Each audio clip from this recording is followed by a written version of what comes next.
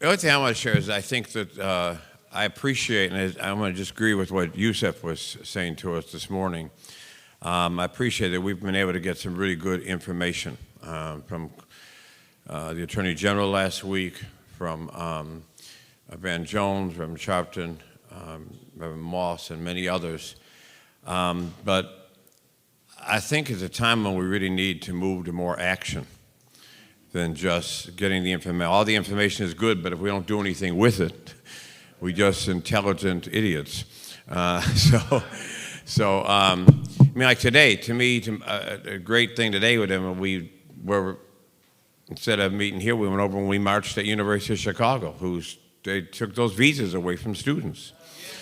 You know, and we've got to respond as aggressively, I think, as they're doing. You know, they're pulling pulled the money from Northwestern and Cornell and others because they're saying that the campus is anti-Semitic.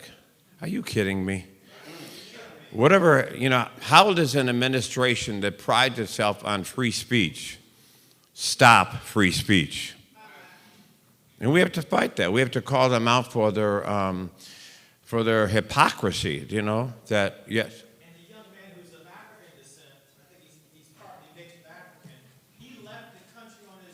You're right. Yeah. Mom would do it. I don't know his name. Yeah. Yeah. On his own. You shouldn't have to do that. No. And that's, you know, and there's, we've got, you know, Haitians families in our community that are coming in our basement of our church, hiding there during the days till at night that they can go back home because they're so afraid.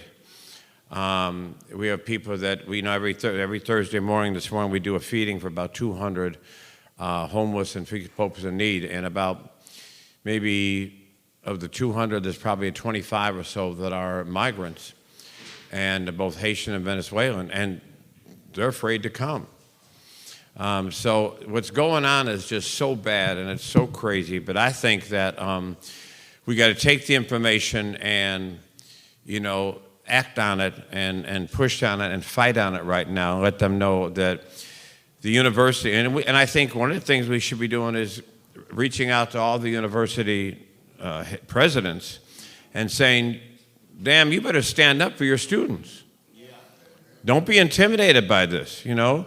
You get the presidents of Loyola and DePaul and Northwestern and University of Chicago and UIC and the rest to come together and say, listen, we're not going to bow down to your intimidation and your bullying.